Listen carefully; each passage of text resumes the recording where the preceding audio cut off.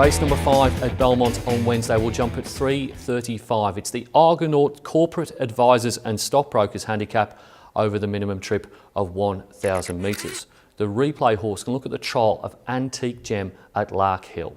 Jade Reef goes to the top, over on the inside, trying to come back through. Hearts on Fire, Regal Chant, then Find the Gap. Back along the inside of those there runners. They head down the straight, trying to pick a gap is King of Judah. Then came Free Thoughts out wider. Antique Gem, Premio Memento. Anyone's race down the straight though. They're coming from everywhere. Regal Chant's out and running now. Find the Gap had taken the lead. Antique Gem through along the inside. Antique Gem reached the lead. May have... Antique Gem finds a very weak race in which to make her debut. She trialled terrifically and she's a Schnitzel filly from one of the consistently good Peters Investments family. She's a half of Broadway Belle, Antique Belle and others, and those two recent trials, the first of those went to the line with Brutus Maximus that has won subsequently and got up, as we saw in the replay, to win the second trial. She goes on top, making a winning debut. Number 5, Thunderplump, is the second pick. Good efforts in both of its first two runs, an absolute shocker third up, has won a trial as she comes back for a return here and goes in for the minors. Number 2, Woodbug, won on debut on its home track of Pinjarra Park, was then okay behind Shania Style at Ascot, and then very poor from a poor draw at Pinjarra Park third up. And then number 9, Excellent Jerry, resuming on Wednesday, trialled well alongside the handy Heart of Heart, goes in for the minors.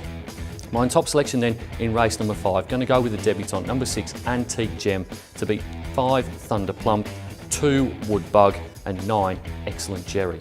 Race number 6 at Belmont on Wednesday will jump at 4:10. It's the Peacock Brothers handicap over 1,200 metres. The replay horse can look at the eye-catching effort of King Louis at Pinjarra Park on the 23rd of May. Lady America, who's starting to get home down on the rails. Sordello back behind those with Sealed with a Kiss. Sporthouse Dream at the 300, quickly headed by Triple Event, who'd raced to the front from me and Taz, and now Sariska, as Carberry gets around heels there, he finds an opening and he's driving Sariska through. And at the 100, Sariska sprints to the lead with Sordello down the outside late, but it's Sariska and a brilliant ride by Carberry to get home. It gave him a double in success. King Louis went into the black book of many punters following his first up one, in which he made up stacks of ground late, and now he gets the help of William Pike. He takes over from Brodie Kirby. King Louis hasn't won for more than 600 days. That's since his maiden win, but he's drawn well here.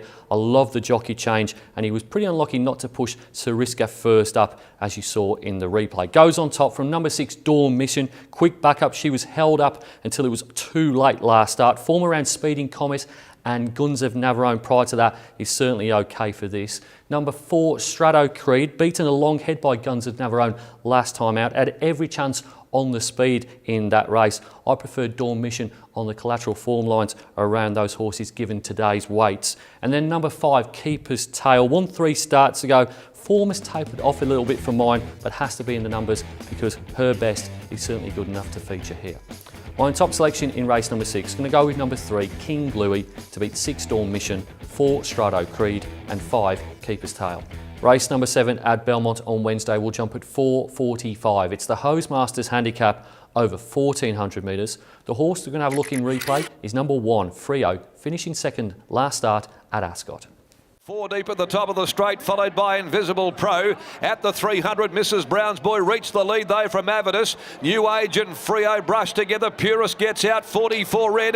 Mrs. Brown's Boy with 150 to run the leader from Frio. And look at Witness in Court. Mrs. Brown's Boy from Frio. Witness in Court down the outside, but it's Mrs. Brown's Boy. Mrs. Brown's Boy gets up. I love my AFL songs, and Frio is certainly the way to go in the finale. He almost beat Mrs. Brown's Boy last time out. We saw that in the replay, and that form was franked emphatically on Saturday, not only by Mrs. Brown's Boy, but also by Witness in Court. He's been heavily backed in both of his runs this preparation, so clearly he has the confidence of his connections. He goes on top here in the finale. From number 3, Song of Vincent, inside gate for the second run in a row. Ran into a pretty smart one last start. That's Tracciato. Drops in grade slightly and gets the claim as well. Taylor Stone from barrier 1. 8, Kelly's Gem, resumes for Durant and Pike here. Broke its maiden on its second start last preparation. Would expect it to improve as it gets deeper into its campaign. And then number 2, Clever Dick, doesn't really know how to run a bad race. Drops back in distance from 1,650 to 1,400. I think that's a bit of a positive. I think probably didn't stay the mile 7 days ago. My top selection in the final race, going to go with number 1, Frio, to beat 3, Song of Vincent, 8, Kelly's Gem, and 2, Clever Dick.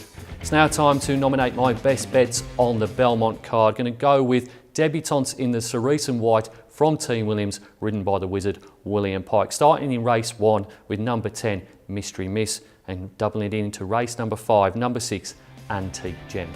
It's easy to stay up to date with everything that's happening at Perth Racing. You can log onto our website or you can follow us on one of our social media channels. Until next time, bye for now.